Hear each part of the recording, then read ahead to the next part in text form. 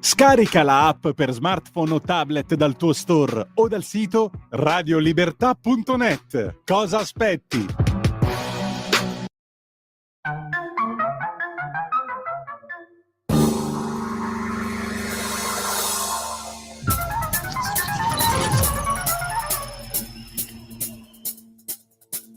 Va ora in onda Zoom, il drive time in mezzo ai fatti con Antonino Danna.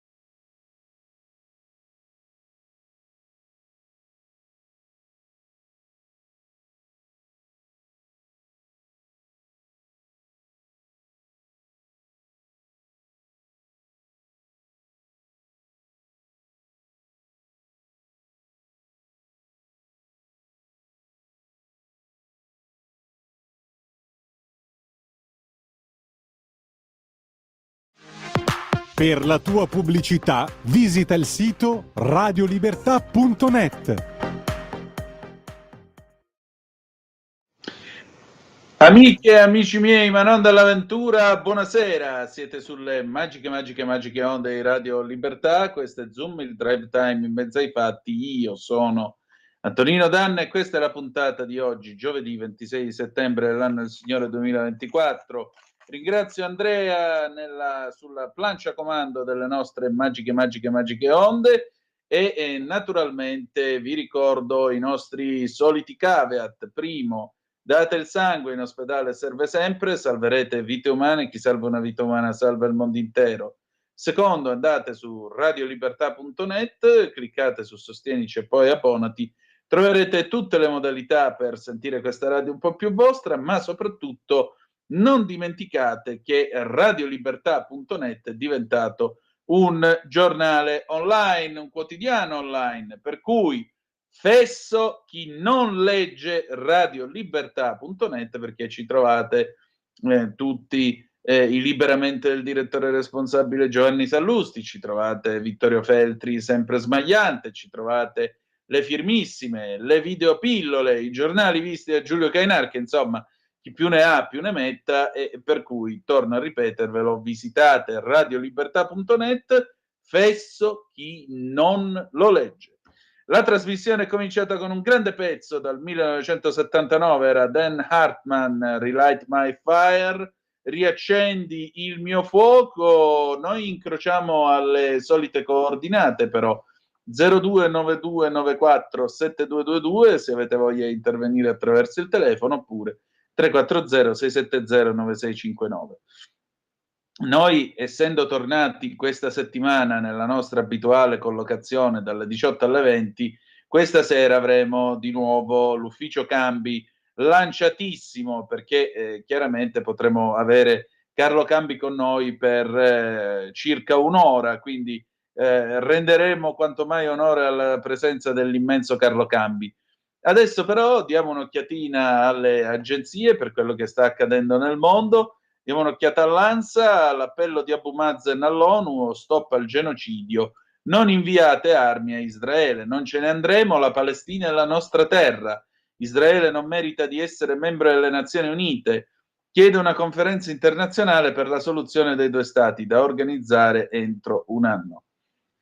Si cerca poi il movente, strage a Nuoro, il 14enne superstite, a casa urlavano tutti, sempre l'ANSA, e poi il CDA, si sblocca lo stallo Rai, si spacca il campo largo, eletti 4 consiglieri, Giorgetti indica Agnes e Rossi, poi vedremo chi sono questi nuovi nomi del CDA della Rai. Infine il processo a Irene Pivetti, 4 anni per evasione fiscale, l'ex presidente della Camera, mai evaso le tasse.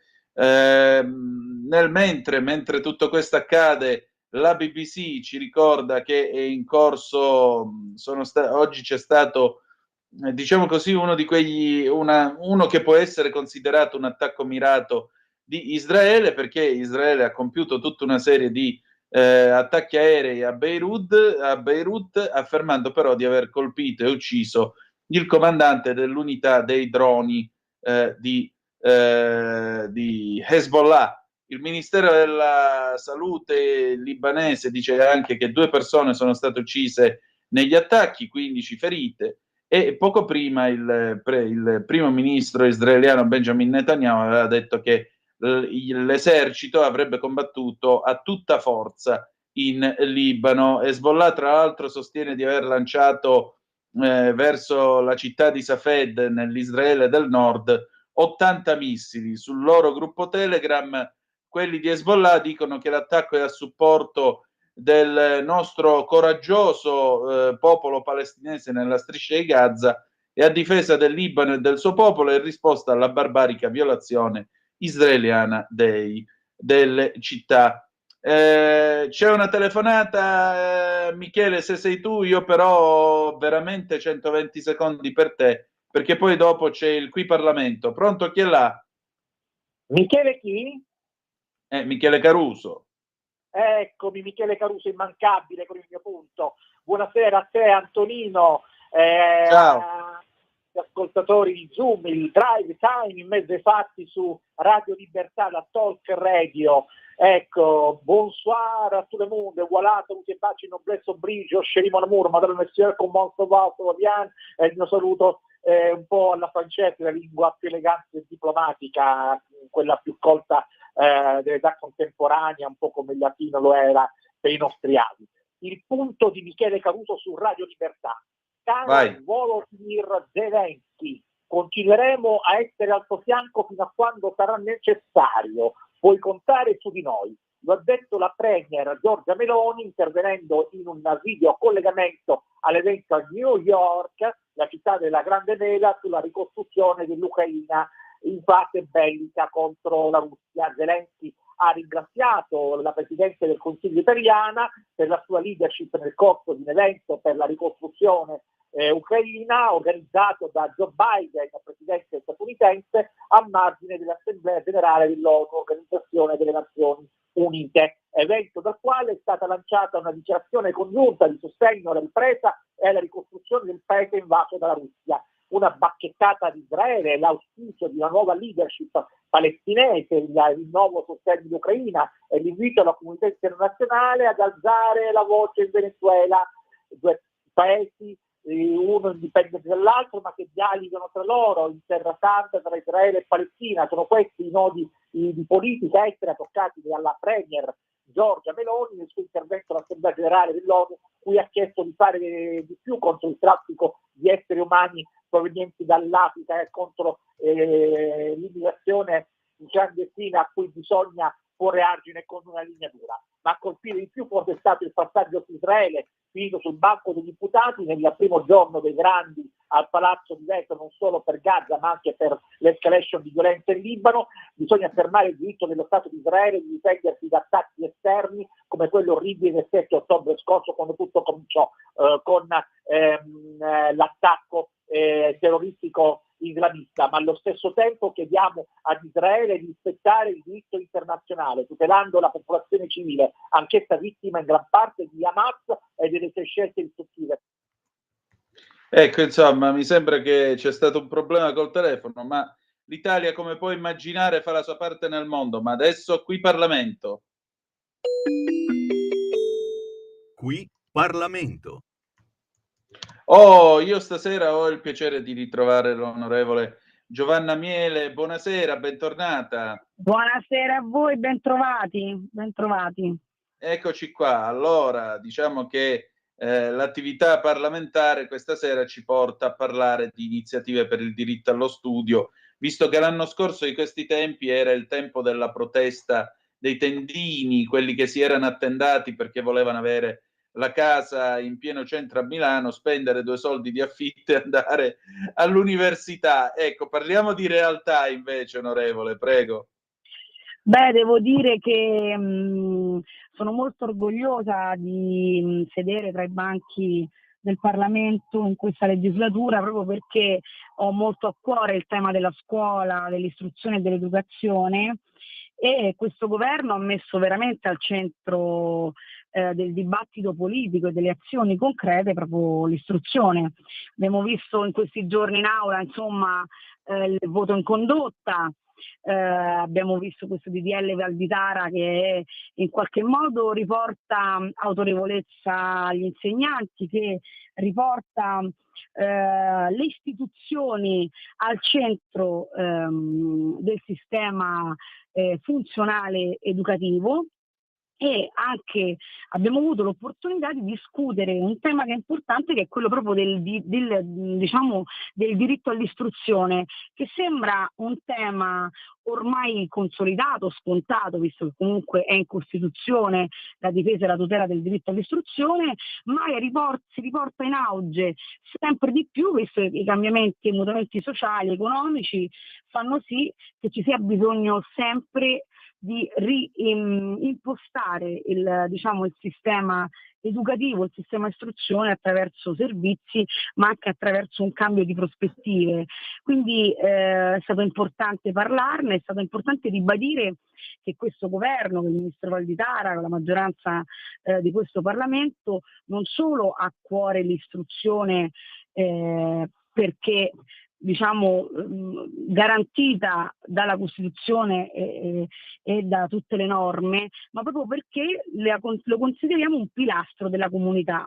È il centro del nostro programma elettorale, ma è il centro della nostra azione politica, per cui attraverso l'espressione del nostro ministro stiamo facendo un grande lavoro di ricucitura tra il mondo della scuola, il mondo produttivo e il mondo sociale, motivo per cui sono anche più contenta, perché nonostante le sinistre, quindi le opposizioni, ci taccino di essere conservatori, in realtà noi siamo riformisti, stiamo producendo norme continuamente rispetto alla disabilità, allo sport e alla scuola, rispetto al tutor, quindi alla scuola che mette al centro la persona, oltre che il tema dell'istruzione, quindi sono veramente felice.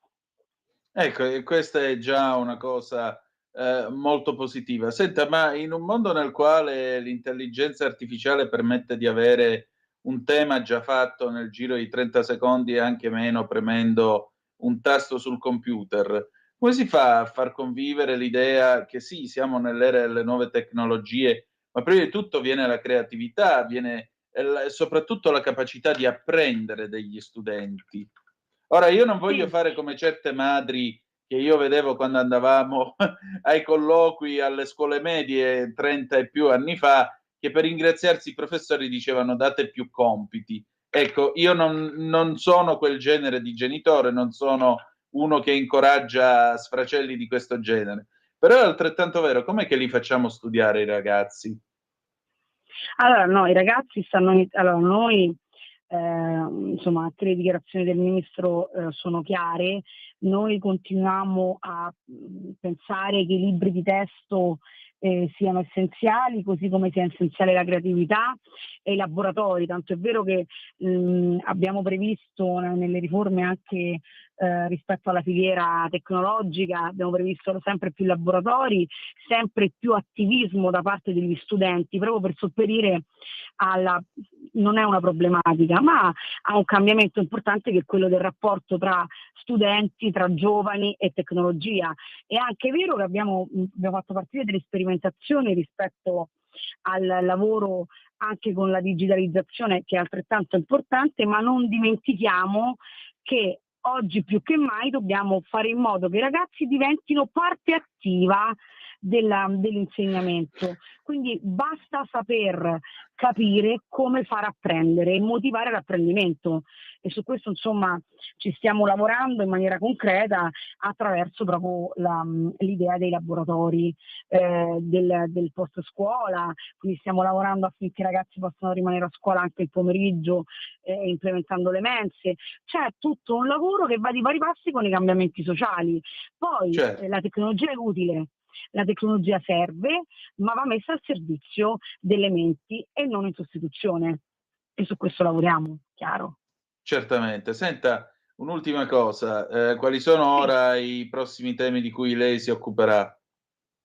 Beh, insomma, ho in cantiere una proposta di legge che permetta a chi frequenta i licei musicali di avere un accesso, diciamo, facilitato ai conservatori e Mh, alle scuole direttamente collegate, gli IFAM direttamente collegati ai licei musicali, proprio perché abbiamo bisogno di indirizzare i ragazzi ed orientarli a proseguire con le passioni che poi possano diventare un indirizzo di studio approfondito e poi perché non un posto di lavoro. Quindi lo stiamo facendo in molti settori, stiamo lavorando anche su questo.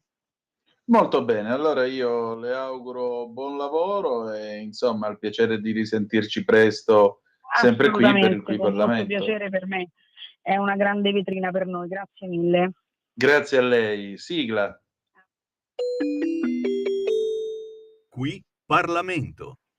Oh, sono le 18:29 minuti primi, in questo momento sulle magiche onde di Radio Libertà. Allora è il momento di Epos con Gabriella Ronza che si chiede, parlando di mitologia, siamo tutti un po' Fedra e vediamo un po' che cosa dice lei. E poi dopo la sigla dell'ufficio Cambi con l'immenso Carlo Cambi.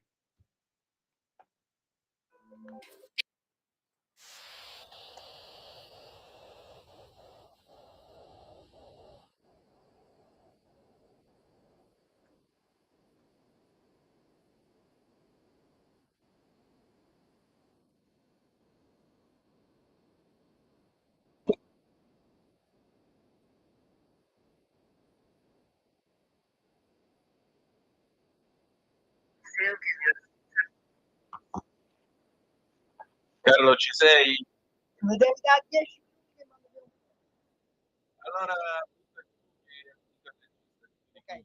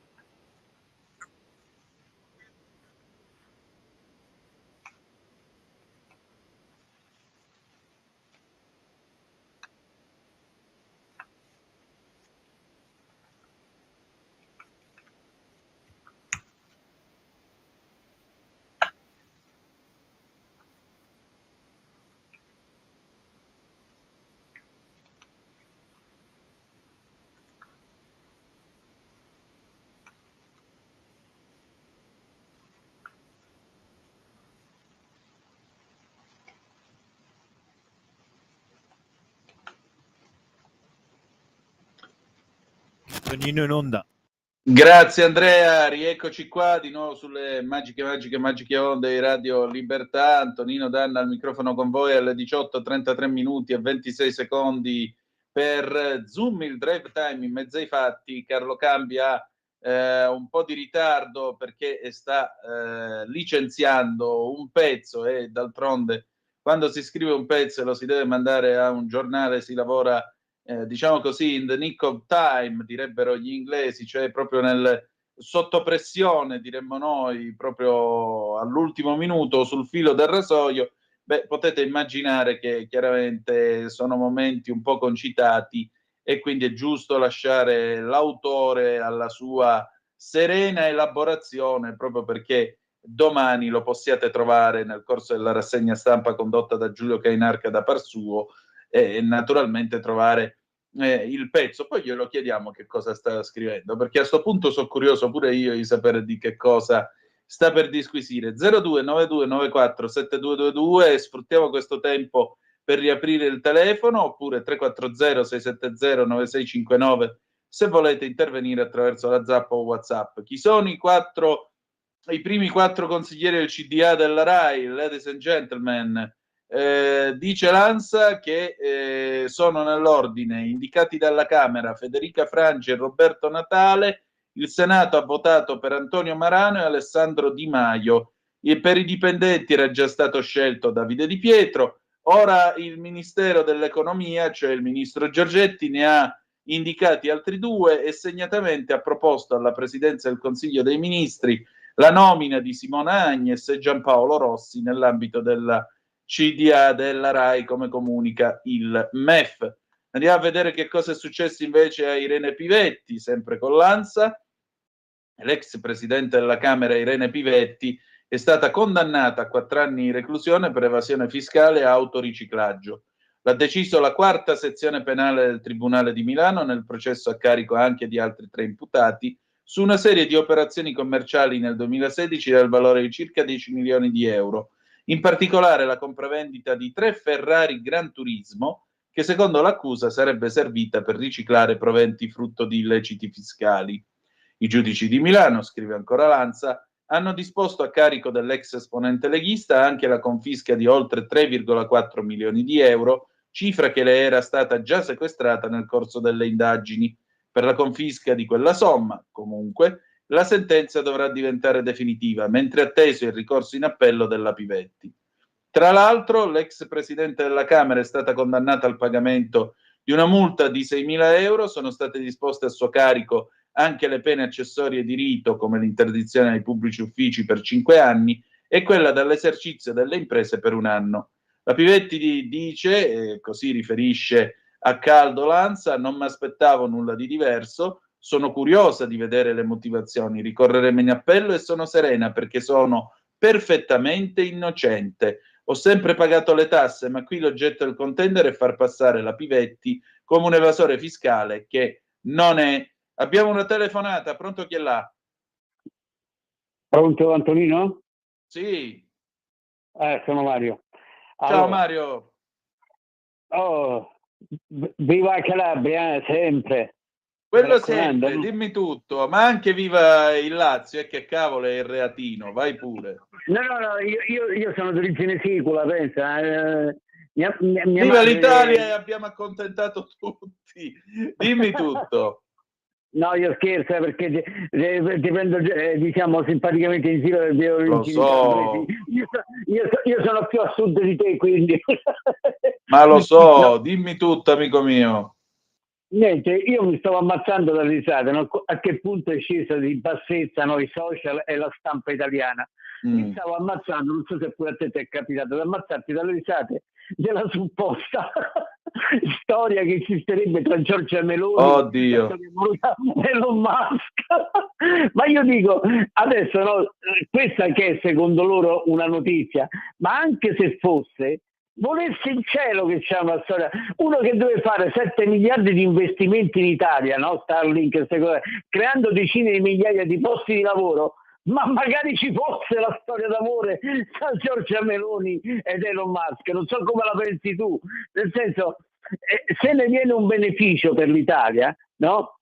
ben venga. Però inventarsi le cose, stare addirittura perché i due si sono guardati e cose, sono andati a cena insieme, ma a che punto è arrivata la stampa oggi? A che punto? Cioè, sì, io penso che una volta c'erano anche giornalisti lontani dalle mie idee politiche, ma una volta c'erano un Montanelli, un Biagi, un Bocca, che ne so, altri famosissimi. Adesso oggi chi c'ha in TV? Oggi c'ha i sommi. E questo oggi c'è questi ridicolaggi, oggi c'è dei giornalisti, c'è Giannini, c'è sta gente impresentabile. Se penso ai giganti, alle penne di una volta, cos'era il giornalismo una volta, va bene? Io c'è da mettersi le mani nei capelli, io ancora qualcuno ce l'ho. Ma è terrificante. Volevo una tua considerazione in proposito. Poi, ultima cosa, prima di lasciarti, questa domanda gliela lì a Cambi, perché la notizia oggi è in secondo piano, ma pare che Biden abbia dato il permesso per missili a lunga gittata a Kiev. Questa che è terza guerra mondiale. A questo punto ci può salvare solo Trump. Basta. Ciao caro, un po' di considerazione su quello che ti ho detto. Ciao caro. Grazie a te. Guarda, allora, ti dico questo. Mentre tu parlavi, intanto ti metti una mano tra i capelli pure per me, perché io purtroppo, come vedi, non ne ho. Ma la cosa più drammatica di questa vicenda è questa, cioè mi è sembrato veramente di essere tornato quando eri in collegio, all'università, che ti vedevano passeggiare con una ragazza e immediatamente il gossip montava e arrivava a conclusioni, diciamo, ginniche in camera da letto, le più arzigogolate possibili. Cioè, francamente, ecco, io mi chiedo, ma voi ve l'immaginate, no? Nel 1986, se un giornalista qualunque fosse andato nella redazione, che ne so, del Daily Mirror e avesse detto: ah, ma avete visto come si guardavano Reagan e la Thatcher ieri sera al summit, dico per dire, tra Inghilterra e America? Cioè, ma sapete che cosa avrebbero fatto a quello lì? Gli avrebbero dato un calcio nel culo e l'avrebbero spedito fuori dalla redazione, perché va bene essere il Daily Mirror che ha pubblicato le telefonate erotiche di Carlo a Camilla, quello che vuole, se non sbaglio era quello. Cioè, va bene essere comunque un quotidiano, diciamo, un tabloid popolare, quei famosi tabloid che in Inghilterra sono famosi per pagina 3, dove solitamente c'è una ragazza nuda. Quindi, voglio dire, qui siamo ancora più in basso di Tacito, anzi di Svetonio, non di Tacito, di Svetonio. La storia vista dal buco della serratura. Cioè, ora dite quello che volete, ma voglio dire, Giorgia Meloni non mi pare che va in giro, uso il verbo calabrese, a buttaneggiare. Cioè, buttaniari, si dice in calabrese, vuol dire andare in giro con un atteggiamento fatuo, come potremmo dire, da profumiera, ecco, mettiamola così, per prendere in giro qualcuno, in questo caso prendere in giro Musk. Ora, a me pare che non vada in giro a fare queste cose, non mi pare che vada in giro a fare gli occhi dolci alla gente, cioè, mi sembra che si sia sempre comportata in maniera professionale. Perdonate, ha dato dei discorsi all'ONU che erano ampiamente all'altezza del consesso in cui lei si trovava. Ha rappresentato dignitosamente il paese parlando all'ONU, dando un ruolo all'Italia o rivendicando un ruolo all'Italia nel mondo. Cioè, io mi concentrerei più su quello. Chi se ne fotte di Musk e di una eventuale love story, a parte il fatto che, ripeto, erano in pubblico, cioè non mi pare che lei si sia messa a dirgli in inglese, peraltro inglese che parla perfettamente, Elon, come sei bello, ti faccio vedere la mia collezione di farfalle, che non mi pare. Allora, a me queste cose, francamente, cioè quella è andata all'ONU, ha fatto dei discorsi di respiro internazionale, ha rappresentato dignitosamente il paese, ha partecipato con il giusto dress code, perché non mi pare fosse vestita da entraîneuse, ma era dignitosamente vestita, pittata, truccata e con la permanente, perché è una donna, grazie a Dio, e da donna si veste. E cazzo, e dopo tutta questa storia stiamo a fare la storia d'amore con Musk. E voi vi attaccate a sta roba. Dai, su. Abbiamo un'altra telefonata, pronto, chi è là? Buonasera signor Tonino, Lisetta. Cara Lisetta, ben trovata. Grazie a lei. Allora, signor Tonino, il presidente cinese Xi Jinping e il presidente russo Vladimir Putin a Mosca nel marzo 2023. Se lo ricorda, sì, no? Oggi nel sistema internazionale si riconoscono 3 potenze maggiori, cioè gli Stati Uniti, la Repubblica Popolare Cinese e la Federazione Russa. Queste ultime, sì, signor Tonino, 2, contestano apertamente, secondo me, la governanza globale basata sul paradigma liberal-democratico e pongono in essere iniziative politiche per utilizzare un eufemismo sempre più assertive e aggressive. Tutto qua, io lo saluto e buonasera.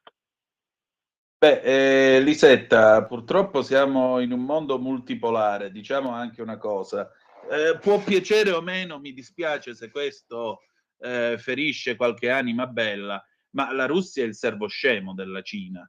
La Russia, grazie alla guerra in Ucraina, si è legata a mani e piedi alla potenza cinese che se ne serve perché permette di avere carburante, permette di avere materie prime a 4 soldi. Naturalmente questo è uno degli effetti di quello che Kissinger aveva paventato e che aveva cercato con le sue parole, con i suoi discorsi, con la sua attività internazionale di impedire. Detto ciò, questo è un mondo certamente tripolare, non è più il mondo della come si dice, della guerra fredda, non siamo più negli anni '80. Questo è un mondo nel quale, tra l'altro, Cina e Russia tra di loro giocano un po' a fregarsi tra di loro, perché ognuna cerca di avere una propria sfera di influenza sul continente che è il continente cruciale di questo secolo e dell'Africa. E in virtù di questo, a maggior ragione, noi dell'Africa ci dovremmo occupare, ma purtroppo non abbiamo in Occidente, non abbiamo il cervello di farlo, non abbiamo le capacità per farlo, o meglio, le capacità ci sarebbero, il problema è che poi dobbiamo sempre contrastare con tutte quelle storie dell'uomo bianco che colonizza, che torna a colonizzare, che è cattivo, che questo, che quello e che quell'altro. Il risultato, arriva la Cina che scrupoli non se ne fa e si prende una parte d'Africa perché le serve la sicurezza alimentare, l'autosufficienza alimentare. Arriva la Russia e naturalmente scrupoli non se ne fa nemmeno la Russia e di conseguenza fa accordi con chi che sia pur di avere una propria sfera di influenza. Questo accade nel Sudan, questo accade nel Centrafrica, dove alla fine i francesi sono stati malamente scacciati da tutta l'Africa subsahariana, o comunque hanno visto la loro influenza dopo oltre un secolo e passa, un secolo e mezzo ridotta al lumicino. Questi sono i dati di fatto. Allora, in un mondo del genere è evidente che bisogna trovare un modo di coesistenza tra autocrazie, che sono dittature, e democrazie che siamo noi nell'Occidente, democrazie che sono certamente in crisi, ma non è l'autocrazia quello che dà la risposta a tutto questo. Ed è questo il tema sul quale noi vivremo tutto il XXI secolo, perché non è un problema di adesso, non è un problema dei prossimi 5-10 anni, perché come già Nixon aveva detto negli anni '80, anzi già nel '72, quando era andato in visita aprendo alla Cina, e lui l'aveva detto, non è il problema dell'ultimo spicchio di XX secolo, la Cina è l'argomento di tutto il XXI. Tutto il XXI. Il problema è che io non vedo in giro statisti in grado di farci colloquiare con la Cina o di gestire comunque un mondo come questo, che è un mondo sempre più multipolare, appunto, e sempre più particolare. Kissinger suggeriva l'unica soluzione possibile, cioè il commercio. Accordi economici, accordi di cooperazione, accordi di collaborazione, proprio per contenere questo espansionismo. Dopodiché abbiamo come presidente degli Stati Uniti uno che fino a qualche mese fa dicevano che era pronto per farsi un altro giro di 4 anni alla Casa Bianca e che oggi è completamente sparito. Ma lo sapete che io l'altro giorno ho fatto questa piccola, chiamiamo, inchiesta. Sono andato a vedere quanti atti ha firmato nel mese di settembre Joe Biden. Sapete quanti tra leggi, eccetera, eccetera, ha firmato Biden nel mese di settembre? 4. Sapete in un giorno quanti decreti emana il Presidente della Repubblica Sergio Mattarella? Questo mese in un giorno solo ne ha emanati 8. E adesso, fino ad oggi, tutto settembre, mi pare 30-35 atti tra decreti, leggi promulgate, eccetera, eccetera. Quindi di che cosa stiamo parlando? E Mattarella è anche un po' più anziano rispetto a Biden. Ecco, quel rottame classe 42 di Joe Biden, quel signore, che fino all'altro giorno era dato come buono per concorrere contro Trump, adesso mostra di essere decrepito, ed è completamente sparito, come potete ben vedere. Allora, vediamo un po' chi è che mi scrive, chi è che ci manda delle zappe, vediamo un po' se ce la facciamo a caricarle. Dopo quanti morti o stati bombardati si potrà dire che gli israeliani stanno esagerando? Bah, non lo so, questo non credo che si possa stare col bilancino a valutare l'eventuale esagerazione, perché mi piace il discorso dopo quanti morti o stati bombardati. Una curiosità, chi è che tiene i missili dentro le case? Hezbollah. Chi è che lancia giorno e notte i missili contro Israele? Hezbollah. Chi è che ha ridotto in pappa 12 bambini che giocavano in un campo di calcetto nell'Israele del Nord? Hezbollah. Poi Israele reagisce e però diventa che sta esagerando. Boh, non lo so, c'è sempre questa idea che l'ebreo è buono solo se è infilato nel forno, e io sono invece completamente di idea, di parere completamente diverso.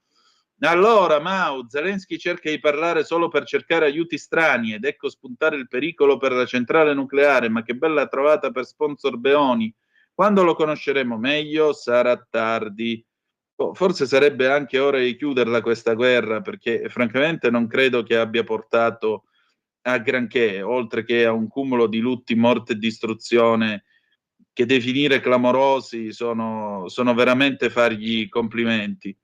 E poi aggiungerei anche un'altra cosa, anche perché non mi pare che in ogni caso l'operazione militare speciale è giunta ormai al giorno, quanto? 800esimo, 900esimo, non mi pare che abbia raggiunto i propri obiettivi, anche perché non li abbiamo mai conosciuti gli obiettivi di questa operazione militare speciale. Non si può dire che sia una guerra, se no poi vai in galera. Quindi di che cosa stiamo parlando? Chiudiamola qua, facciamo pari e patta, cerchiamo di trovare il modo di ricondurre comunque la Russia nel concerto delle nazioni occidentali. Non sarà una cosa facile, visto anche l'uomo che la guida, però in qualche modo cerchiamo di chiudere una guerra che non è servita a nessuno, tranne a quelli che non hanno combattuto, non hanno sparato nemmeno un colpo e la stanno vincendo, che sono appunto i cinesi, che si sono ritrovati tutta una serie di vantaggi economici sotto il profilo delle materie prime e non solo, che la metà bastano.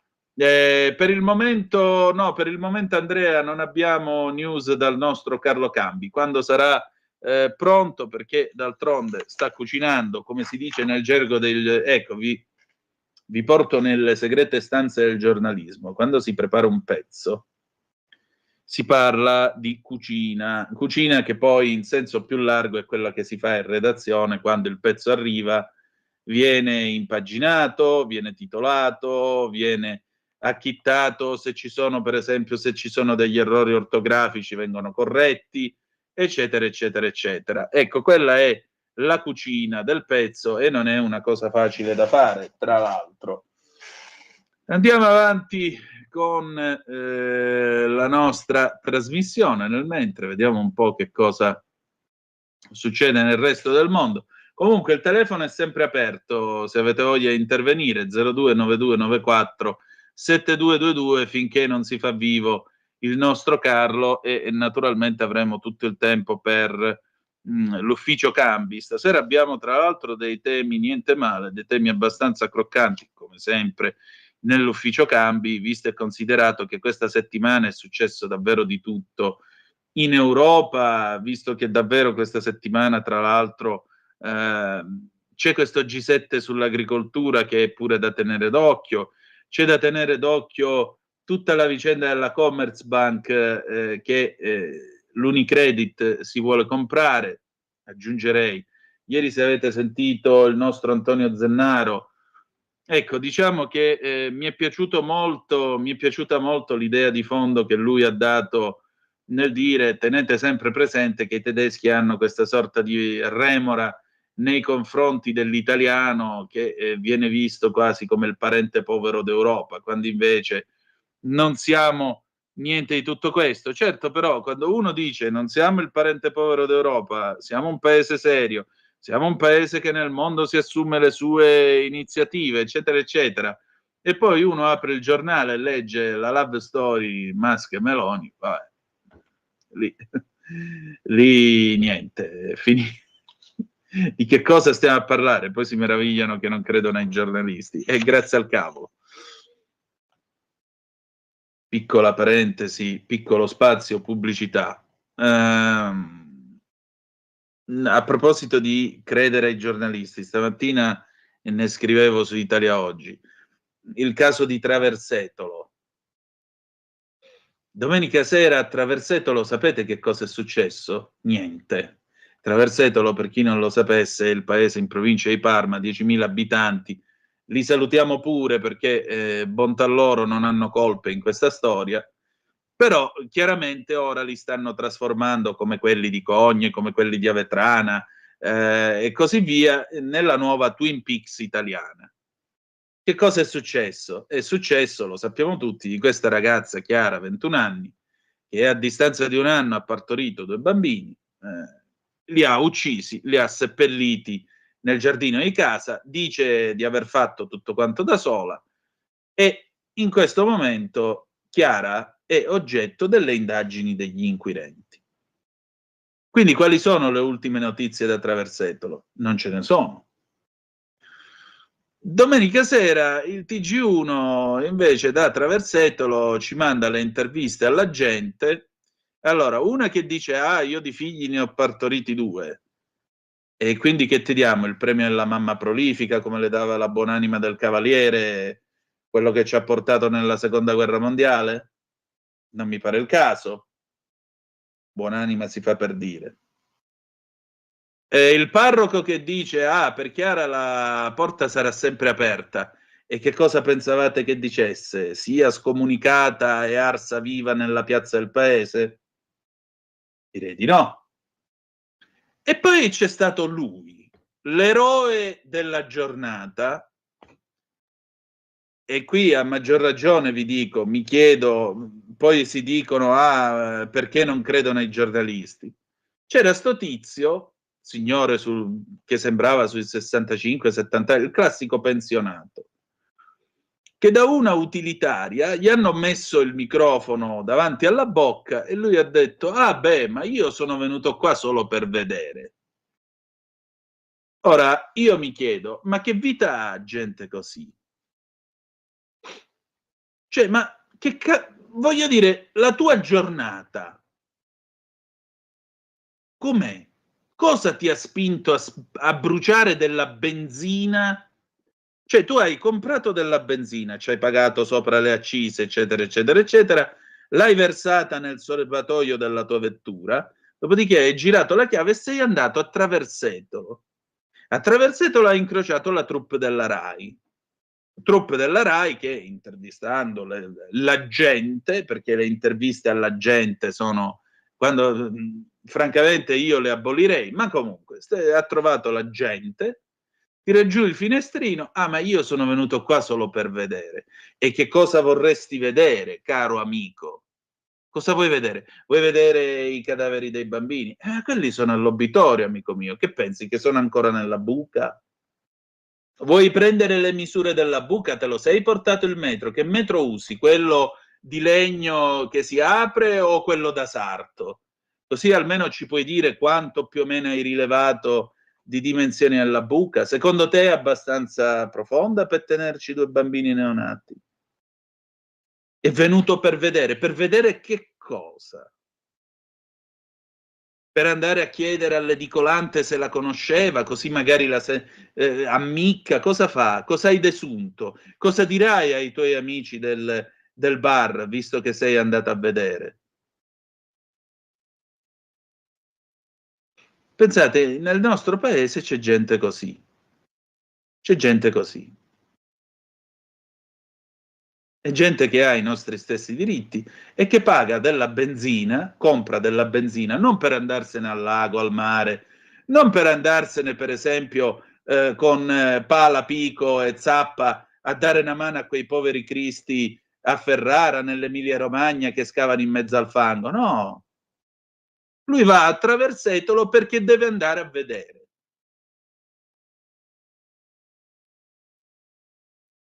E lo mandano in onda. E poi ci meravigliamo che la gente non crede più ai giornalisti. Amen. Va bene, andiamo in pausa, un piccolo stacco e poi torniamo. Il telefono è sempre aperto. 029294 7222. A tra poco. Un nuovo modo per sostenere la tua radio. Visita radiolibertà.net. Ti basta un click e potrai versare il tuo contributo volontario direttamente online. Potrai donare con ogni tipo di carta di credito, anche prepagata. Ti aspettiamo online su radiolibertà.net. Sostieni la tua radio con il tuo contributo volontario. Radio Libertà. La tua radio. Diamo voce alla nostra gente. Porta con te ovunque Radio Libertà. Scarica la app per smartphone o tablet dal tuo store o dal sito radiolibertà.net. Cosa aspetti?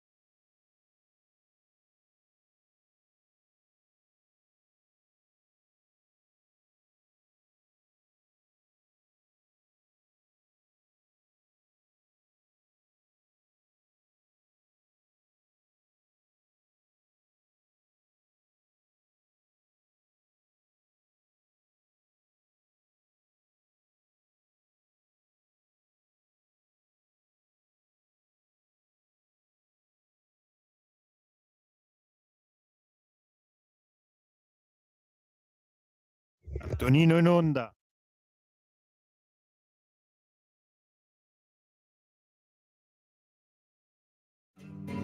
Va ora in onda Ufficio Cambi, l'economia come i conti di casa, con Carlo Cambi.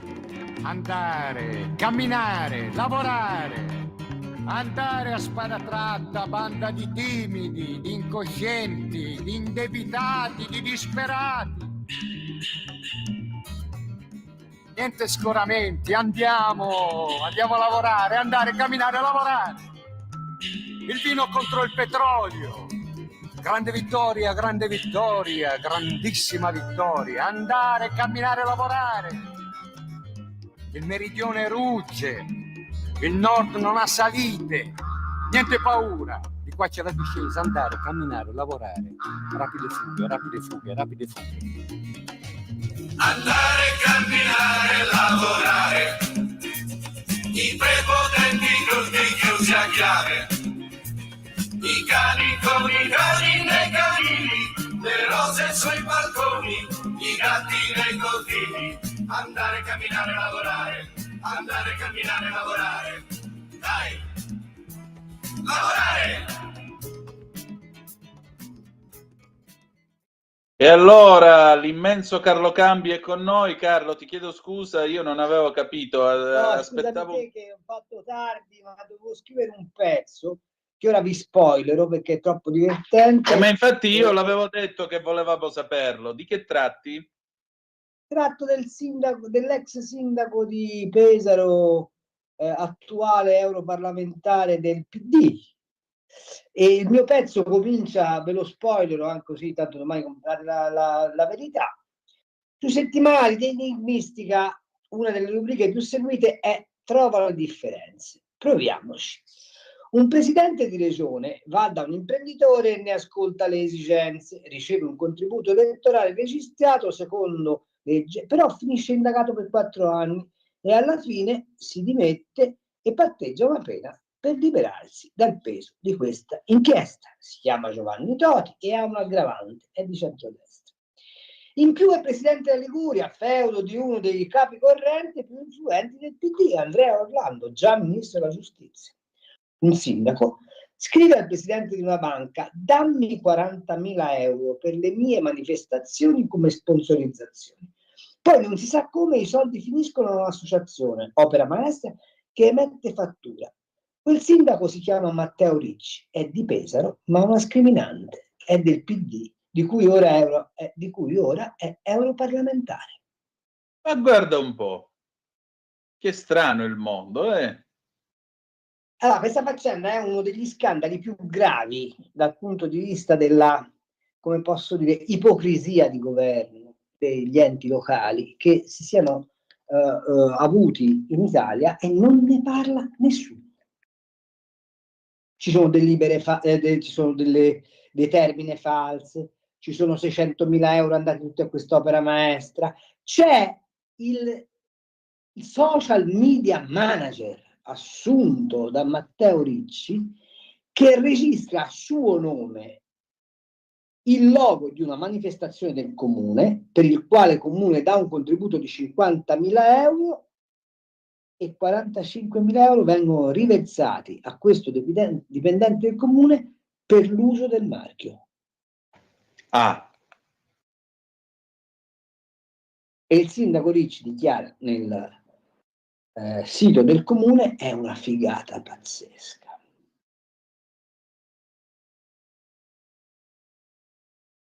Sono andare commosso. Andare, camminare, lavorare. Eh sì. Andare, camminare, lavorare. Infatti la ascoltavo e mi chiedevo: ma Maurizio Landini l'avrà mai sentita sta canzone?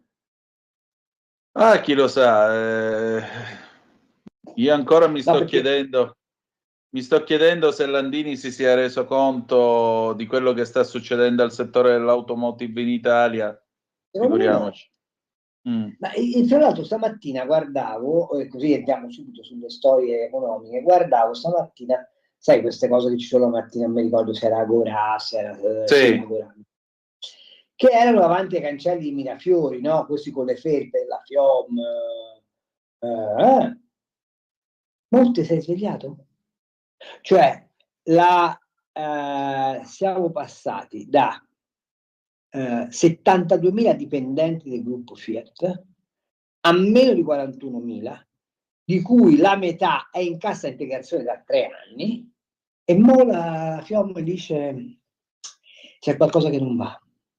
Mo. Poi si meravigliano che votano a destra. Capito? Cioè, questa è la roba che non torna più. E mi chiedo come faccia il nostro Giancarlo Giorgetti a sopportare di dover mediare continuamente con delle forze politiche totalmente irresponsabili dal punto di vista della condizione economica del paese. Ora io capisco che tifando per il governo di centrodestra dobbiamo dire che va tutto benissimo, è tutto bellissimo. Purtroppo non è così, ma non è colpa del governo di centrodestra stavolta, devo dirlo con estrema onestà e chiarezza. È il contesto internazionale che è spaventoso, e in più c'è il carico da 11 dell'assoluta inutilità, anzi dell'assoluta dannosità di questa Europa. Perché, cioè, voglio dire, capisci, tu oggi devi fare una legge di bilancio, che non è manco una legge di bilancio, ma è una programmazione strutturale di bilancio che vale teoricamente per 7 anni, poi sarà cambiata ovviamente ogni anno, ma sulla scorta di indicatori economici completamente fasulli. Completamente fasulli. Perché, per esempio, una cosa di cui non si parla mai in questi tempi, in questi giorni, è la Francia è alle prese con una prossima rivolta della classe media, perché Macron, che è stato messo lì per essere il paladino, no, dei liberali, eccetera, eccetera, deve aumentare le tasse. Perché hanno il deficit che gli è esploso. E perché gli è esploso il deficit? Perché gli sono esplose le banlieue, gli è esploso il sistema di welfare, perché l'illusione di garantire accessibilità ai servizi sociali a tutti, a quelli che arrivano, l'accoglienza, eccetera, eccetera, non regge più. In Germania, per quale motivo c'è tutto questo casino? Certo, per l'errore che loro si sono legati mani e piedi alla manifattura cinese, perché hanno un problema grande con una casa, perché non hanno settori flessibili e quindi avendo delle strutture economiche potentissime ma rigide fanno fatica a intercettare i rapidi cambiamenti del mercato, ma anche perché hanno un peso di welfare, e ti ricorderai che la signora Merkel si vantava di aver inventato il welfare alla tedesca, che era più perfetto del mondo, siccome l'hanno esteso a tutti i migranti che sono arrivati, non gliela fanno. Non gliela fanno. La Germania, che dà lezioni a tutti, ha scoperto che è il paese con la più bassa produttività d'Europa. Come si fa avanti così? Allora, quello che io ascolto, sento, insomma, come tutti, che bazzicano un po' l'informazione, rimango stupito dal livello di, come posso dire, irresponsabilità che c'è. Perché il dibattito oggi è sul referendum sulla cittadinanza, poi stanno dibattendo sui consiglieri della RAI, poi si stanno scannando su... Se la Meloni c'ha un filarino con Musk. Filarino no, ma ti stai rendendo conto? A parte che saranno una fraccata di suoi, ma non capire che se Elon Musk guarda l'Italia con favore e caccia 7 miliardi di investimenti in tecnologia in questo paese, ci fa fare un salto in avanti spaventoso, e a questo punto dovremmo essere tutti lì a dire alla Meloni dagliela, perché se sì, abbi pazienza.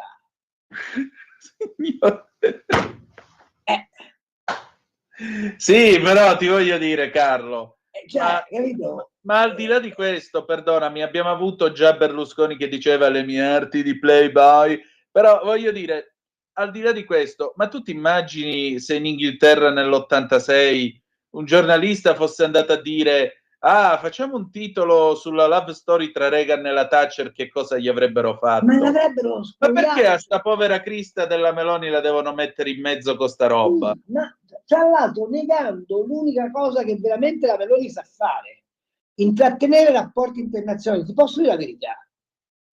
Cioè la Meloni sta... scusa, ha fatto un discorso all'ONU che era più che dignitoso. Io mi occuperei di quello, non di Musk. Peraltro in un inglese impeccabile, Tra l'altro. che non è prerogativa dei nostri politici, voglio No, dire. shish. Capito? Però detto questo, cioè il negare che l'Italia, non la Meloni, ma che l'Italia stia pigliando o stia cercando di pigliarsi un protagonismo che poi si riflette nella capacità di stare sui tavoli che contano, che poi si riflette nella capacità di attrarre investimenti, che poi forse ti consente, quando sei in Europa, di dire ma scusate un attimo, questa cosa non ci piace per questo e quest'altro motivo. Invece di essere, non dico tifosi, ma convintamente a sostenere questa cosa, rispetto alla quale poi si possono avere ovviamente opinioni diverse, si possono fare anche delle critiche che sono spesso e volentieri salutari, ma non con il taglio di, come posso dire, vendicazionista o quantomeno di partuso, quantomeno di sospetto. Qui è in gioco, forse non l'hanno capito, che qui è in gioco la sopravvivenza di un sistema economico, quello occidentale. E chi si piazza, diciamo così, negli interstizi favorevoli sopravviverà, gli altri schiattano. Esatto. Cioè, ma se mi posso permettere, Antonino, e non abuso troppo del tempo e della pazienza dei nostri radioascoltatori e delle gentili radioascoltatrici, noi non teniamo conto di un dato, e ora così la raccontiamo tutta. Abbiamo la Cina che in questo momento è piantata, anzi ha un problema enorme. E qual è il problema enorme che ha la Cina? Che la gente non consuma, non compra, il debito immobiliare ha prodotto da una parte un indebitamento forte delle famiglie, ma dall'altra ha prodotto che quelle famiglie che avevano investito dei titoli dell'immobiliare oggi sono la canna del gas e quindi non hanno né per un verso né per un altro la possibilità di spendere, e quindi la domanda cinese è in contrazione forte. Che cosa fanno i cinesi? Quello che hanno sempre fatto, cioè siccome hanno un surplus produttivo, perché l'abbiamo nominati la fabbrica del mondo, hanno un sacco di roba che devono vendere. E dove la vogliono vendere? All'estero, è evidente.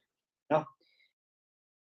Tutto questo significa che ci fanno un dumping esasperato sulla roba. L'auto è come posso dire, l'emblema più alto di questa situazione.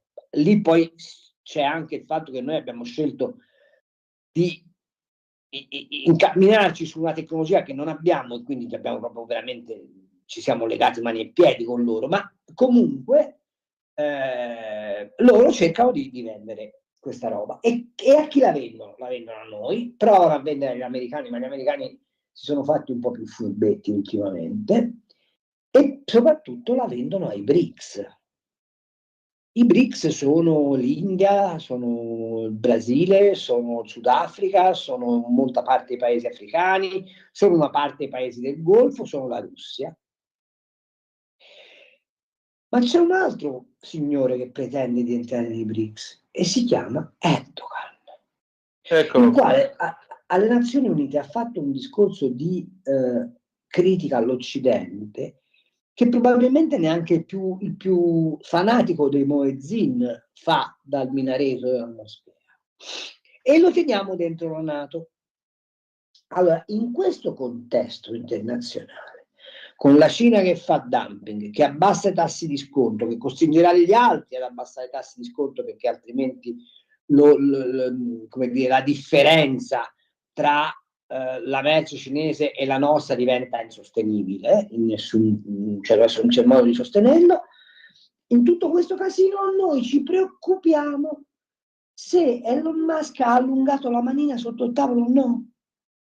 Non so se è chiaro qual è la dimensione. Sì. E contemporaneamente c'hai uno che da Mosca ti dice: se mi rompete troppo le scatole do la via alle bombe atomiche, e quegli altri nel Libano che dicono: dobbiamo spianare Israele, e non zitti. Sì, però Carlo, quello che minaccia che tira fuori le supposte atomiche è da più di 2 anni che lo dice che le tira fuori. Ho capito. Però deve anche, però sappiamo ti posso tutti dire la anche verità, che è nel una momento in cui rompe l'equilibrio il mondo è finito. Ti posso dire la verità, è una partita nella quale preferirei non fare mai vedo. Su questo siamo tutti d'accordo, ma a me pare che invece lui stia puntando proprio su questo per continuare a dire non toccatemi. Però, scusami, io ho nostalgia in questo momento dell'Unione Sovietica, in cui Samantha Smith, questa bambina americana, scrisse ad Andropov e Andropov le rispose: l'Unione Sovietica non userà mai per prima armi atomiche contro chi che sia. Questo invece ogni 2x3 vi tiro la supposta atomica, vi tiro la supposta atomica. Ho capito, tu puoi anche non pigliarlo sul serio, anzi, è meglio non prenderlo sul serio. È bello non farsi condizionare da questo ricatto, ma sotto traccia questo ricatto c'è. Sì, però c'è anche un altro problema di natura storica, perché questo signore, visto che ogni 6 di agosto a Hiroshima, mai più, mai più, mai più, questo signore sta rendendo moralmente accettabile e quasi desiderabile il ricorso alla supposta atomica, cioè sta distruggendo il tabù dell'atomica. E io non vorrei che tra 10 anni, grazie a questa robaccia qua, tra 10 anni noi ci troviamo il Kisel-in-Kulistan, uno stato sgrauso qualunque, che arriva all'atomica e stavolta la lancia. Bravo. E la storia lo giudicherà su questo. Sì, però una cosa che nessuno considera è che ci sono almeno altri 4 paesi che ce l'hanno. Di quelli instabili. Ce l'ha il pazzo che c'ha il barbiere sbagliato, cioè il coreano nel nord. Appunto. Ce l'hanno gli iraniani, magari non di grande potenza, ma ce l'hanno. E ormai? Ce l'ha il Pakistan. Cioè ce l'hanno alcuni paesi che sono totalmente fuori controllo. Per questo sti discorsi non si dovrebbero fare. Appunto, ma la domanda è, possiamo continuare ad andare dietro a un altro pazzo scatenato che si chiama Zelensky? No, sta guerra prima finisce meglio è per tutti. Oh, allora, ma tu vedi uno sforzo in quella direzione? Solo se vince Trump. Appunto. Oggi Biden, che voglio dire, ormai dovrebbe anche aver capito che insomma se si mette in pensione un fanzato di danno. Comunque oggi Biden ha detto: do i missili a lunga gettata all'Ucraina, ma non li deve usare per sfondare in territorio sovietico. Scusami, russo. Sovietico era meglio. Che vuol dire? Cioè tu gli dai la possibilità di avere un'arma che arriva potenzialmente a colpire Mosca, ma gli dici non la devi usare per entrare dentro il confine russo? Che senso ha? Cioè, Nessuno. Ma Biden o chi per lui? Io dicevo prima... Io sono convintissimo che la guerra dell'Ucraina, peraltro, è fatta in nome e per conto del figlio di Biden, ma questo vabbè, è un'idea mia antica, che non pretendo che sia vera, però questo sono abbastanza convinto. No, ma io dicevo prima agli ascoltatori una cosa, ho fatto una comparazione. Sai quanti atti ha firmato Biden questo mese? 4. 4. Il 19 settembre Mattarella ne ha firmati 8 in un colpo solo. E ora da inizio del mese a ora sono 32-33 tra decreti, leggi e eccetera, eccetera. Cioè, allora, mi pare evidente che il signor Biden non sia tutto questo granché di presenza a se stesso. No, ma sicuramente non lo è. E tuttavia però è il signore che c'ha ancora la valigetta rossa, accanto a se stesso. È un signore che una volta dice una cosa, un'altra volta dice un'altra, e se devi contrastare l'altro pazzo scatenato che sta a Cremlino, secondo me non è sanità mentale affidarsi a sta roba. L'assemblea dell'ONU è stato l'ennesimo rito vuoto, senza nessuna, come dire, capacità di incidenza, dove è stato chiarissimo che il mondo ha deciso di mettere l'Occidente con le spalle al muro. E noi come rispondiamo? Col referendum sulla cittadinanza dopo 5 anni? Non lo so, fammi capire. Sì, non ha assolutamente senso. Sì, ma capisci? Cioè, secondo me non c'è un livello di consapevolezza adeguata nei governanti della sfida reale che hanno di fronte. Sì.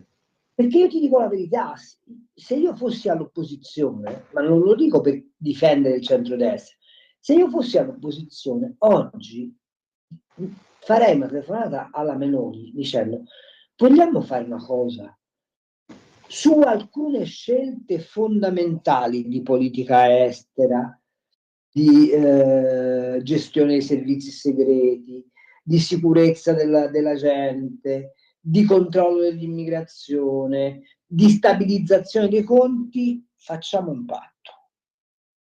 Mettiamo il paese in sicurezza, dopo ci rivediamo.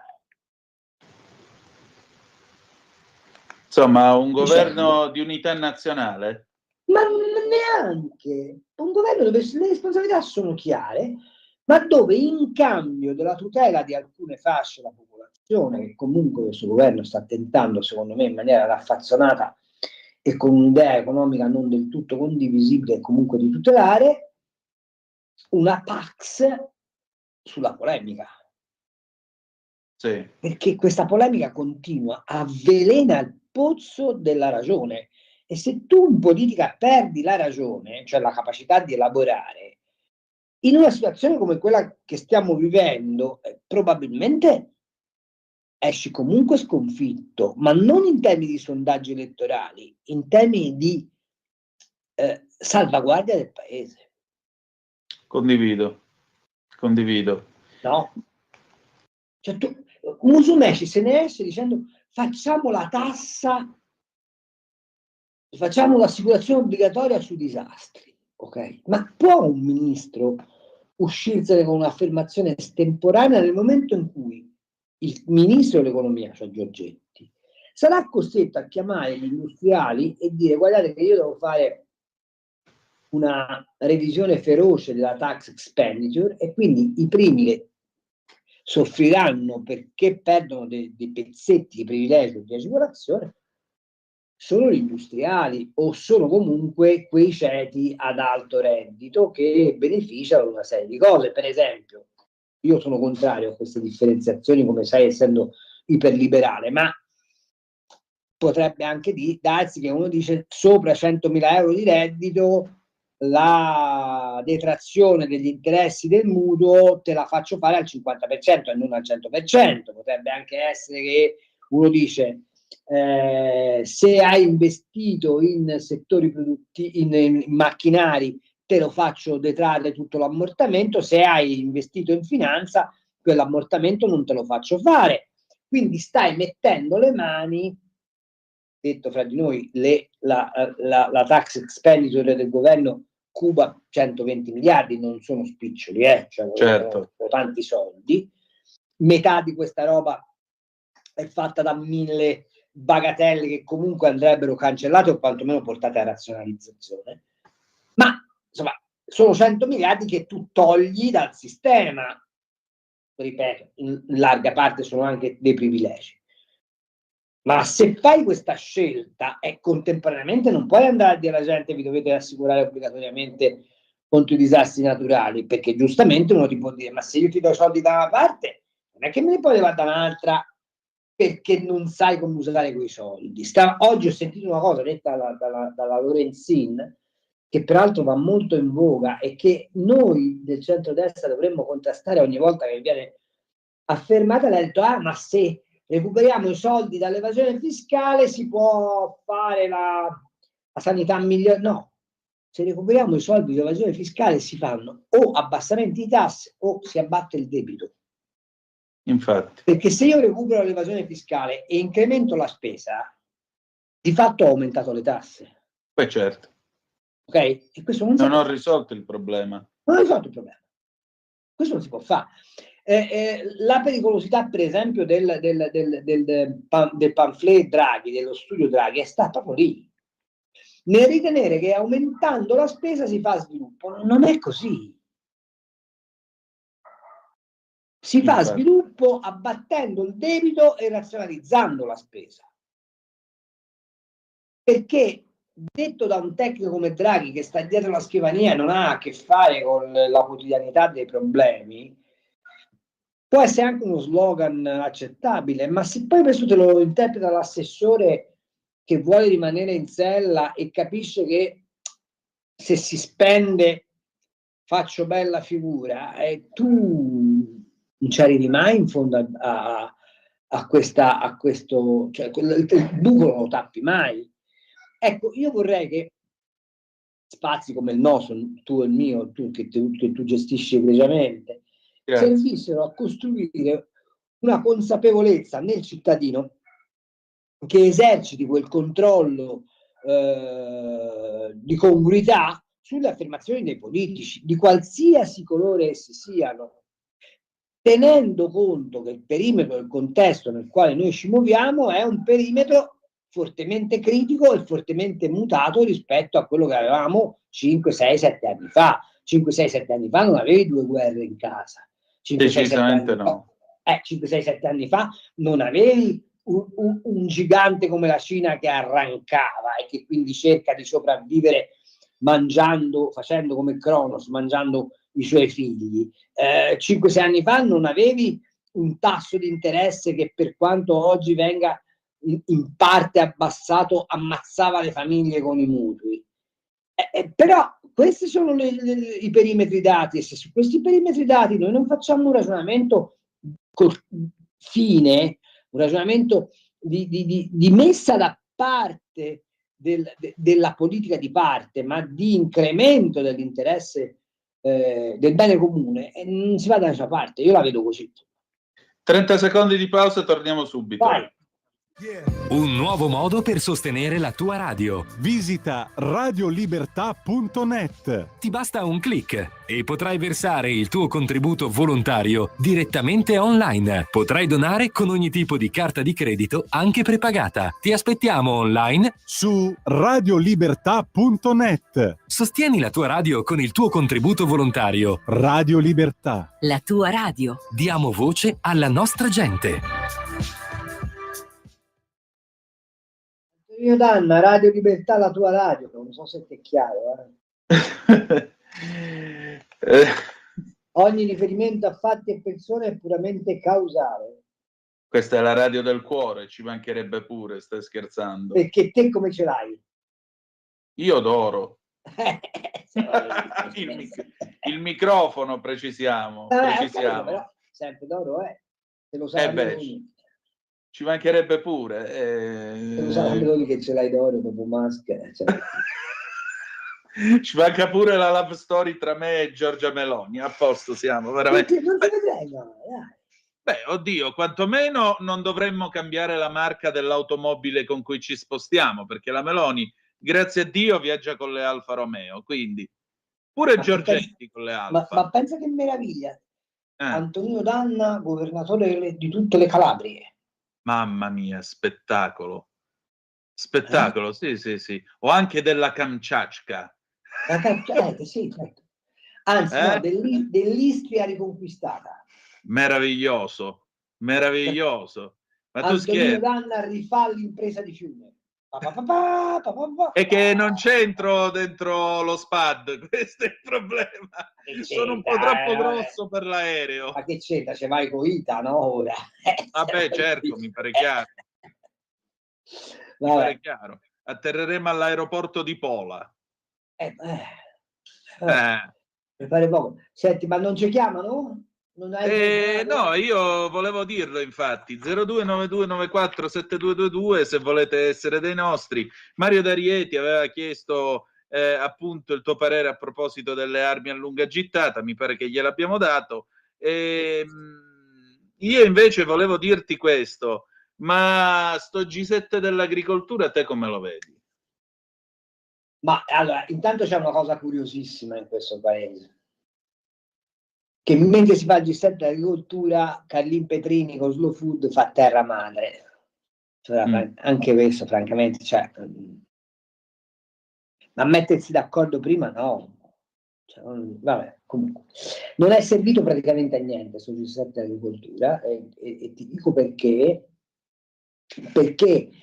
ci sono delle visioni agricole completamente diverse intorno a quel tavolo. Da una parte c'è la visione agricola italiana, che è una visione di puntare alla massima qualità, di salvaguardare la ruralità, di avere grande rispetto per le produzioni identitarie, e dall'altra c'è l'idea, che peraltro è condivisa in larga misura anche dall'Unione Europea, e cioè dell'agricoltura massiva, di quantità, e possibilmente di una aggressione al tema della sicurezza alimentare, cioè del fatto se ci manca o no da mangiare, attraverso cibi sintetici di laboratorio che rendono l'agricoltura sempre meno utile. C'è un altro aspetto, quello era l'aspetto più interessante, che però non è stato colto come al solito, anche perché secondo me non è stato spiegato bene, che è invece il rapporto con l'Africa.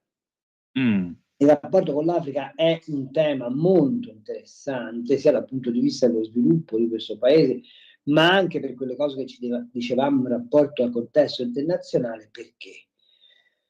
Perché l'Africa di fatto è una succursale della Cina. Tu sai che sia stato il mese scorso un vertice a Pechino, dove peraltro è stato sempre presente Xi Jinping, che dà la dimensione dell'importanza dell'appuntamento, dove hanno partecipato 53 paesi africani su 54. E che cosa fa la Cina in Africa? La Cina in Africa fa quello che hanno sempre fatto i colonialisti, e cioè gli dà in cambio di servizi e in cambio di un salario si porta a casa ovviamente le risorse che servono ai cinesi, e soprattutto fa una intermediazione così concepita. Un chilo di grano vale un paio di scarpe. Ecco. Che i cinesi non saprebbero a chi vendere, che danno agli africani, i quali africani però con quel grano si dovrebbero sfamare, e invece quel grano i cinesi se lo impacchettano e se lo portano a casa.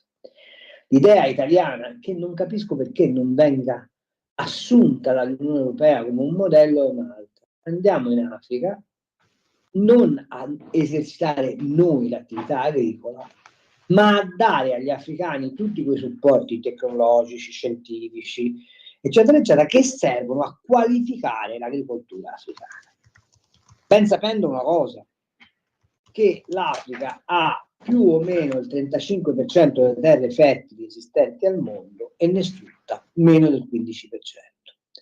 Quindi c'è una capacità potenziale di produzione di alimenti enorme. Il problema qual è? È che gli africani non hanno un tessuto imprenditoriale, e quindi quella roba viene sfruttata dalle multinazionali, o nel caso dei cinesi comunque dai governi nemici, o comunque dai governi che intendono esercitare una pressione sull'Africa. Gli italiani dicono un'altra cosa: noi, in cambio del fatto che vi cediamo la tecnologia, vi assicuriamo il trading della vostra roba, che però rimane vostra, cioè ve la vendete voi o ve la mangiate voi.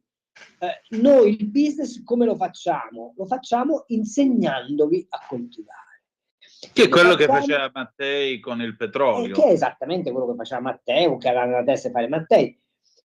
Insegnandovi come si fa a costruire una rete di piccola e media impresa, in modo che la proprietà fondiaria venga assicurata anche ai, diciamo, quelli meno fortunati, e come, costruendo delle reti e delle filiere integrate, si possono portare a sintesi di guadagno delle coltivazioni che diversamente sarebbe difficile da collocare. Questo è tutto il ragionamento. In cambio, costruiamo laddove possibile nelle zone desertiche delle centrali fotovoltaiche, e con un elettrodotto ci portiamo questa roba,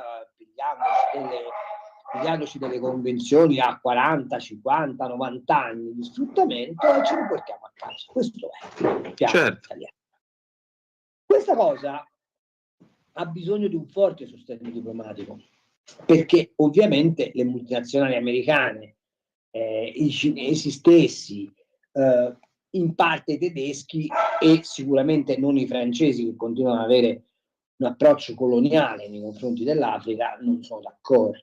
Bene, non c'è nessuno, e posso dirlo con cognizione di causa, che di questo G7 abbia apprezzato questo. Hanno tutti preso per il culo il povero Lollobrigida, il quale ogni tanto se ne esce, ovviamente va anche riconosciuto con delle affermazioni estemporanee, tipo il servizio civile in agricoltura, è una roba che se ne parla da 1 anno e mezzo, lui lo ritira fuori lì, lo spiega male, e ovviamente ti saltano tutti alla gola dicendo la solita Lollobrigida. In realtà è una cosa molto intelligente, se ci pensi bene, nel senso che un ragazzo o una ragazza, soprattutto se ha studiato materie agrarie o che comunque ha la volontà di mettersi al servizio della comunità, se la mandi in un contesto rurale dove c'è bisogno di tutto, probabilmente fai un'operazione positiva sia per la ragazza o per il ragazzo che fanno il servizio civile, sia per quel contesto, e magari lo abitui a diventare operatore agricolo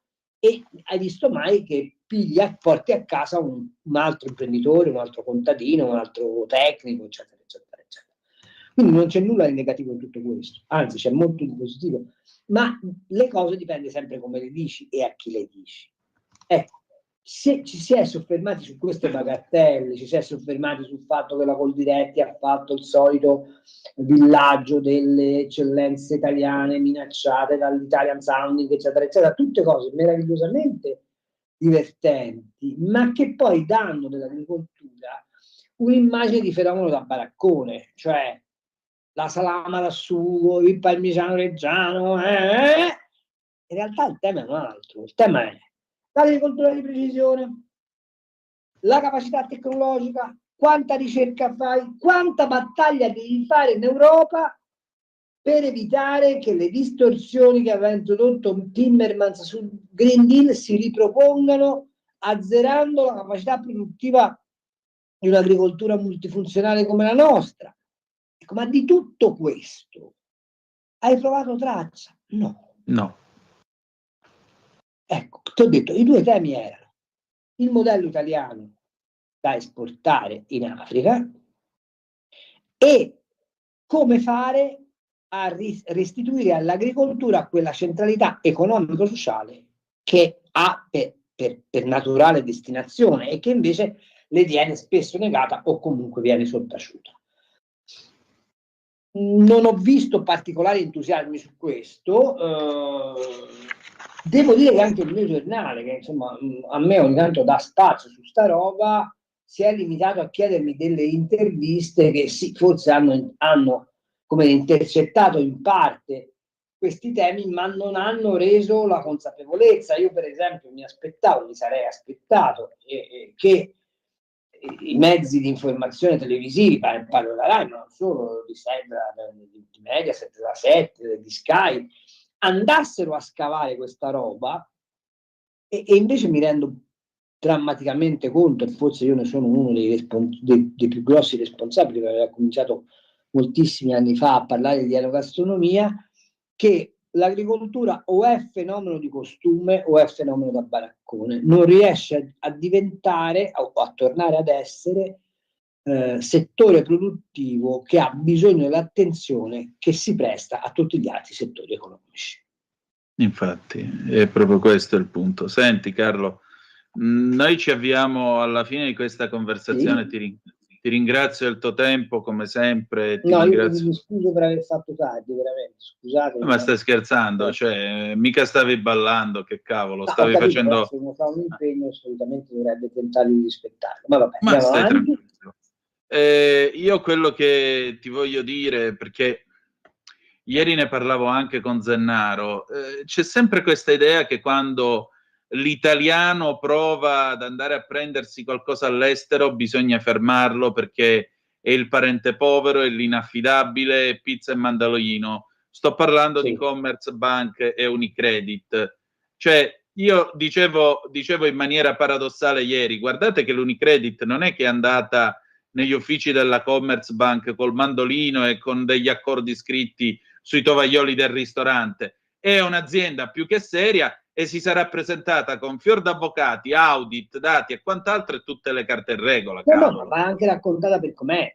Ad avviare la cessione Commerzbank è il governo federale tedesco, che era il maggiore azionista di Commerzbank, che mette, come abbiamo fatto con Monte dei Paschi Siena, tanto per capirci, e la crisi di Commerzbank non è molto diversa da quella del Monte dei Paschi di Siena, che mette sul mercato metà del suo pacchetto azionario. Arriva Holzer e dice: oh, lo vendi? Me lo compro.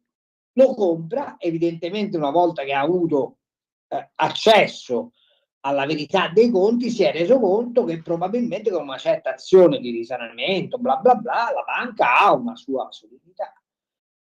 E immediatamente Scholz, che è quello che ha venduto, dice: no, non voglio vendere altro, alla domanda.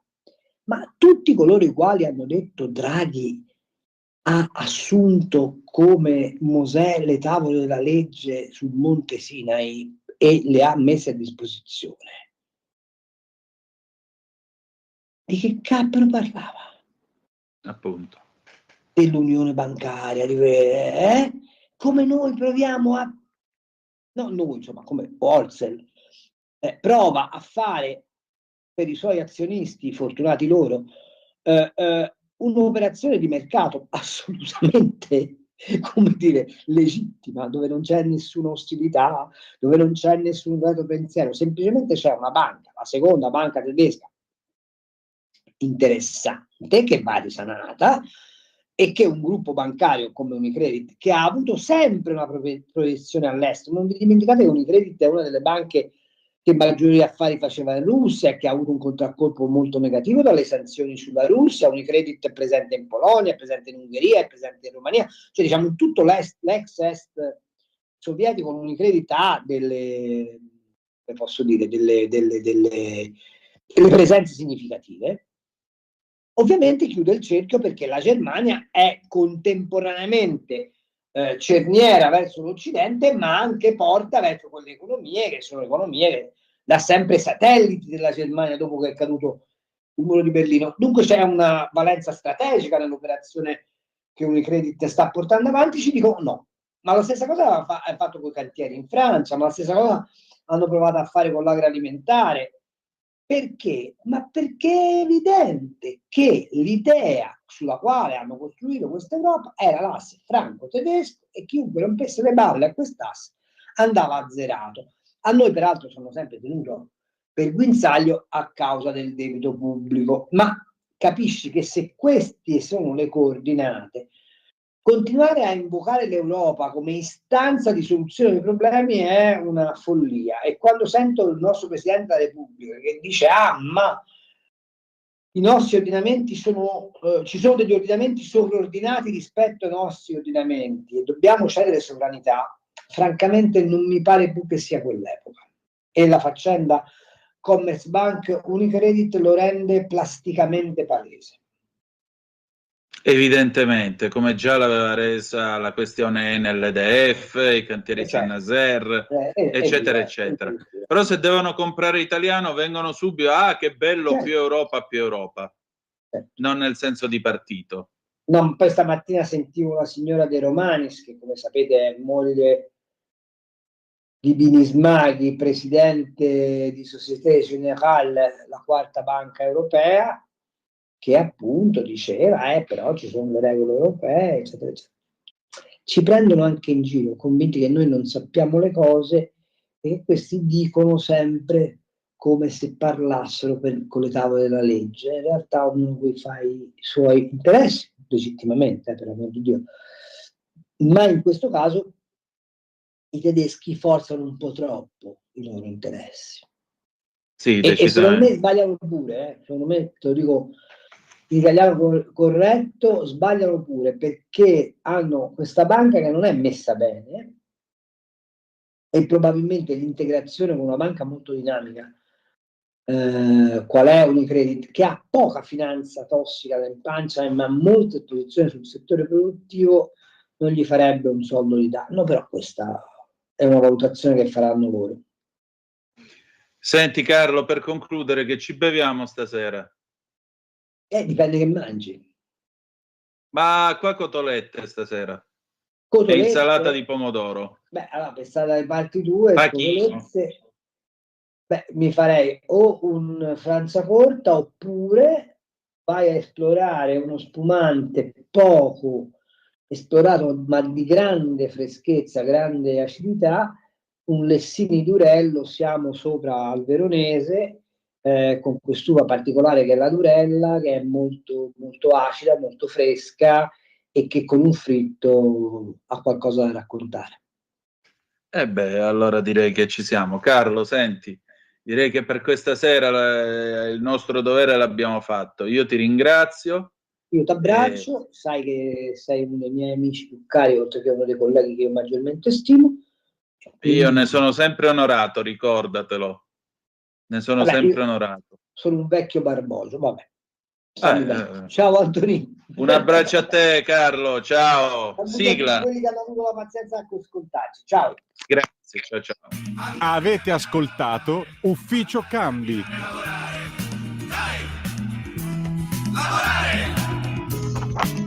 Va bene, va bene, va bene, va bene, e va bene così, e senza parole, cantava Vasco Rossi. Allora, bella gente, direi che l'acquolina in bocca ci è venuta qua, c'è anche una discreta fame, detto tra noi, per cui... a proposito, il pezzo che avete sentito alle 19, non ve l'ho annunciato, era il mitico Franco Fanigliulo con Ratatam Pum Pum del 1980, grandissimo pezzo, di un grande cantante, purtroppo, ahimè, non adeguatamente ricordato da, chiamiamolo pure così, dal mainstream. Va bene, allora, bella gente, io direi che per questa sera abbiamo finito, l'appuntamento è domani alle ore 18:05, trattabili sempre sulle magiche onde di Radio Libertà, e ci sarà Chilometro Zoom con l'immenso Lorenzo Viviani, e a seguire ci sarà naturalmente Sava Sandir, Ale Musella, che parlerà di fotografia. Quindi chiudiamo con l'arte come ogni venerdì. Domani è la puntata numero 850 di Zoom, questa che avete appena ascoltato è la numero 849. La canzone con cui ci salutiamo è una cover incisa da Adriano Pappalardo nel 1975, è una cover di Knocking on Heaven's Door, si intitola Ai miei figli, che dirò? Questo ognuno di voi se lo dica da sé, io non ho suggerimenti da darvi. Grazie per essere stati con noi e ricordate che malgrado tutto, the best is yet to come, il meglio deve ancora venire. Vi ha parlato Antonino Danna, buonasera.